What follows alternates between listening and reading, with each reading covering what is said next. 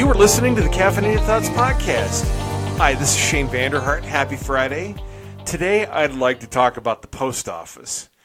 It's not something we normally would talk about here at Caffeinated Thoughts. It's not exactly the most glamorous topic or hot and button issue, but it's vitally important because, hey, this is how we get our mail.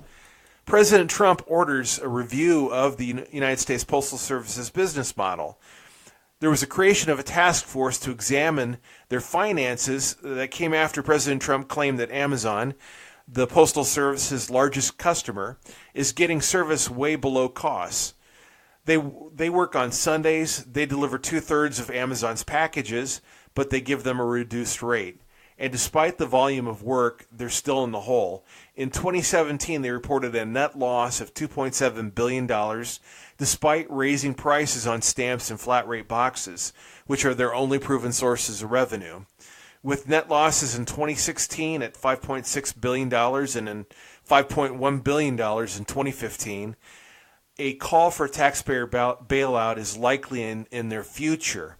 Or perhaps they will get their oversight agency, the Postal Regulatory Commission, to lift the cap on postal rates so they can dig out of their financial hole by spiking what consumers pay for services, but not actually fixing the way they do business.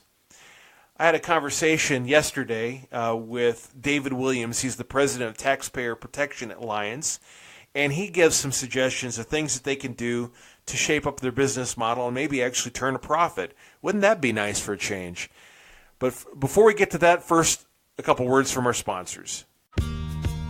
Hi, this is Brian Myers. When I needed a better life insurance plan, I found it with Travis Risvold of Modern Woodmen of America. When I first met Travis, he wasn't like some other life insurance agents that can be pushy and try to get you to buy something. Travis just made himself available to me. That was it. He told me to let him know if and when I needed anything, and he stayed in touch. When the day came and I did need to make some changes with my life insurance, Travis met with me and walked me through several options so I could make an informed decision. Ultimately, it was the best decision for my situation. So if you need a life insurance plan that makes sense for you, call my friend Travis Risvold with Modern Woodmen. His number is 515-883-0029. That's Travis Risvold with Modern Woodmen. He can help you find the life insurance you need. Call him at 515-883-0029. At American Principles Project, we believe that human dignity should be at the heart of public policy. We work in all 50 states and in Washington, D.C. to promote life, religious freedom, local control over education, authentic economic progress for working Americans, and a return to constitutional principles such as federalism. Want to help American Principles Project? Visit our website today, AmericanPrinciplesProject.org. That's American Principles, PLES, project.org. Sign up for email updates. Help us out. We want to work with you. That's AmericanPrinciplesProject.org. And we're back. Without further ado, here's my conversation with David Williams, president of the Taxpayer Protection Alliance. Okay, well, hey, David, could you just tell us a little bit? First of all, thank you for talking to our listeners. I just wanted to first ask you, what is a Taxpayer Protection Alliance? How long have you guys been around? What do you guys do? So the Taxpayers Protection Alliance, we're a government watchdog group. We monitor spending, taxation, transparency, and TPA has been around for 7 years, but I've been doing this for 25 years. So I've been doing this for quite a long time, but started TPA 7 years ago, really to look at everything the government does really on a nonpartisan basis, because the deficit is bipartisan and nonpartisan, and the solutions are going to be that way. Right. So a lot of we want to talk about the United States Postal Service in particular today, and a lot of people may not be aware, but it's one of I think 4 or 5 public-private corporations that the government is involved with. I think only one of those actually makes any money. That'd be Conrail.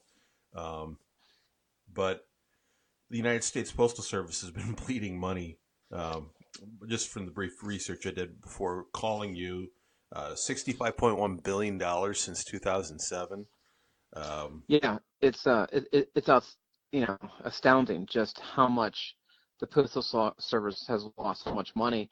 And the Postal Service is an interesting agency because it's in the Constitution. It's in that they're going to deliver mail. So Right. yes, they are chartered to deliver mail. So we don't take issue with that. It's just their management practices and the fact that they're getting distracted from delivering mail and doing other things. And the management at the Postal Service is atrocious, and they're not changing with the times. I think that's really the biggest problem, is that they don't understand email and the electronic world, and they're losing a lot of services, and they're losing customers to email just because they haven't changed with the times. And that's our biggest concern, is that they don't get it. Okay. Well, just, in the past 3 years, the 2017, they had a $2.7 billion net loss, which is actually progress, because the previous 2 years they lost over $5 billion each, or in 2015 and 2016. So, I know people are saying, hey, let's give United Postal Service. Some people are saying, not you probably, and certainly not me. Hey, let's give the United States Postal Service a bailout, or maybe they need to increase their rates. But you said they need to change their management practices. What does that look like to you? What do you think that looks like, and how much? I mean, how do you think that's going to save them money? So first and foremost, we really have to evaluate Saturday delivery, and whether we really need Saturday delivery anymore. And in some cases, they deliver on Sunday, Amazon packages, but that's a whole nother story. But so if they eliminated Saturday delivery, they could save upwards of $3 billion a year. So this is pretty amazing that you have one recommendation that really could fundamentally change the fiscal future of the Postal Service, but Congress does not allow them to do that, because every member of Congress has postal carriers in their district and in their state. So they're afraid to take that away, because Congress never likes to take something away from people. They like to give them things. Right. So taking away Saturday delivery is politically tough, but financially makes a lot of sense. Yeah, definitely. I could that definitely be a cost saver. I'm actually. I was thinking, I don't know if I would like a job where I'm having to work 6 days a week, all the time, every week anyway. But I'm sure they love the money. But you would love their benefits. Yeah, definitely love their benefits. In fact, I read that another part of the problem, according to PolitiFact, so I'm not entirely sure if it could be entirely trusted, but they blame a lot of the loss of money from the bleeding anyway on the 2000. Oh, looking at the wrong thing. It was in 2006. There was a law that mandated U.S. Postal Service to pre-fund future retirees' health benefits. Do you think that's part of the problem too? It is. It absolutely is, because they were forced to fund 75 years worth of retiree benefits in a 10 to 15 year span.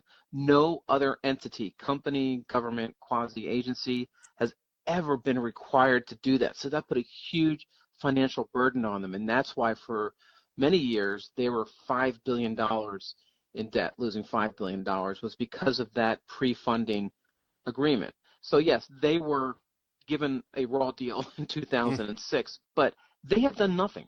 They have done nothing to overcome that and to look at ways. And one of the things that's currently in the news is the President Trump talking about Amazon packages and how that's bankrupting the post office. And he is 100% correct, because every Amazon package is subsidized.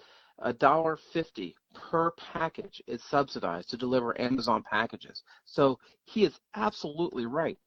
That agreement has to change. There has to be something to change that, so they're not losing money. And you don't obviously make up for it with volume. The joke is, how do you make up for it? Volume. But obviously can I give you that doesn't work. A little pushback on that, because I thought the 2006 Postal Accountability and Enhancement Act makes it illegal for U.S. Postal Service to price parcels below cost. So at the very least, wouldn't their deal with Amazon at least be break even? No, because what they're doing is it's how they do the fixed cost for the package delivery. Because back in 2006, they said that fixed costs are 5.5% of delivery, fixed cost of package delivery at 5.5%. Well, 12 years ago, they weren't delivering as many packages, so the fixed costs actually are a lot more. They haven't updated that. That's why they can claim that they're not subsidizing it. But an analysis by Citigroup just a year ago came up with this $1.46, $1.50 subsidy. So the post office has not updated any of this information. They're buying new vehicles that will make sure that they can carry enough Amazon packages. It's not about first-class mail anymore. This is about package delivery, and the money they're spending is about that. So you're right, but the problem is they haven't updated the 2006 fixed cost formula. Okay, fair enough. So one thing they need to do is renegotiate with Amazon and change that. Absolutely, show fair market rates, but also what their costs are, because they will deliver Amazon packages on Sunday. They don't deliver mail on Sunday. They deliver Amazon packages on Sunday, but the processing is commingled with the first-class mail, so the processing costs. But there's no first-class mail delivered on Sunday. That's why there's just so many shenanigans happening at the post office and the package delivery. And we've heard from whistleblowers, and they're whistleblowers, so we can't confirm if it's true or not, but we've heard from multiple whistleblowers that if they return to the home office, the home post office with packages, they get yelled at, but not first-class mail. Then basically the managers say, you deliver packages first, you deliver first-class mail second. So it's okay to come back to the post office with extra first-class mail, but don't you dare come back with extra packages. So obviously they have shifted, all of their worry onto the package delivery, which ironically is losing them money. Interesting.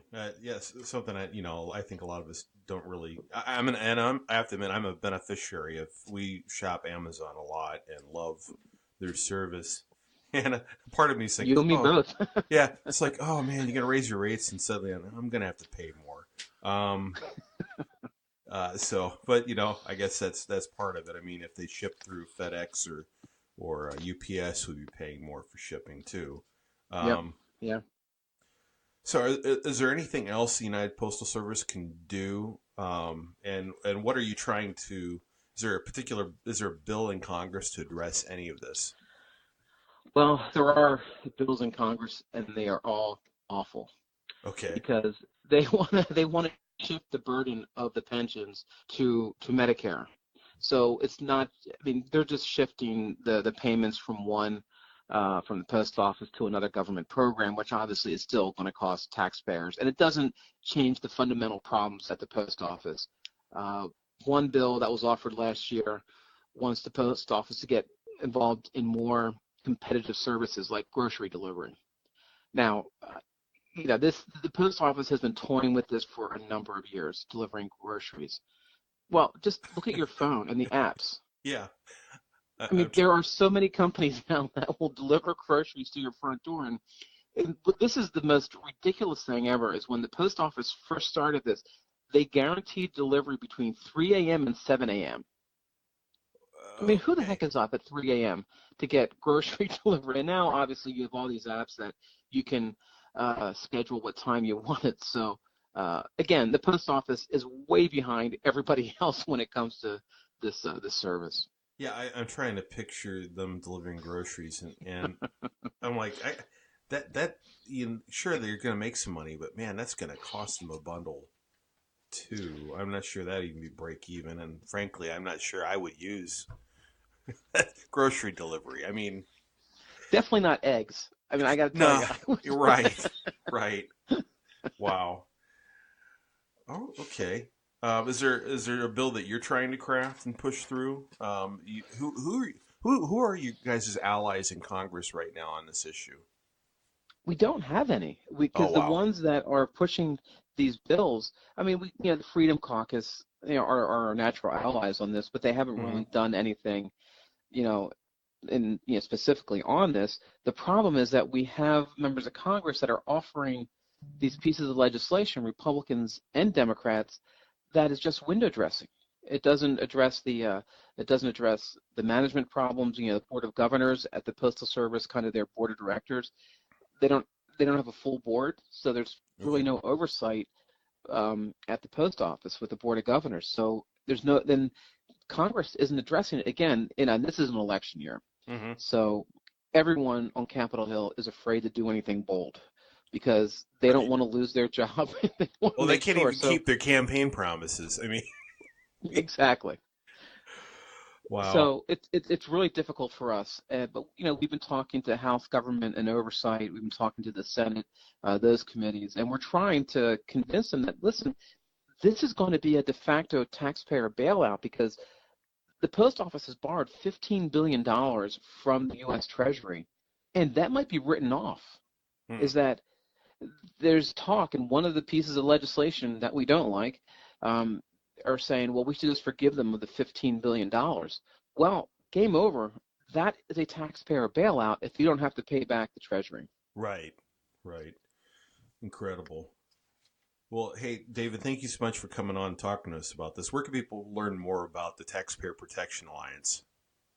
We're at protectingtaxpayers.org, and the post office is one of those nostalgic sort of agencies, but that doesn't mean we can't, get them back in shape and make sure that they're around for the next 20, 50, 100 years. And the way they're going now, they're not going to be around. Absolutely. Well, hey, thank you so much. Thank you. Hey, take care. Thanks. Bye. And that concludes today's episode of the Caffeinated Thoughts Podcast. Thank you so much for listening. If you happen to be listening to this podcast somewhere other than on our website, please be sure to check out caffeinatedthoughts.com. Again, that's caffeinatedthoughts.com. Or just Google us at Caffeinated Thoughts and we'll show up at the top of your search screen. Hey, this is Shane Vander Hart. Until next time, my friends, take care.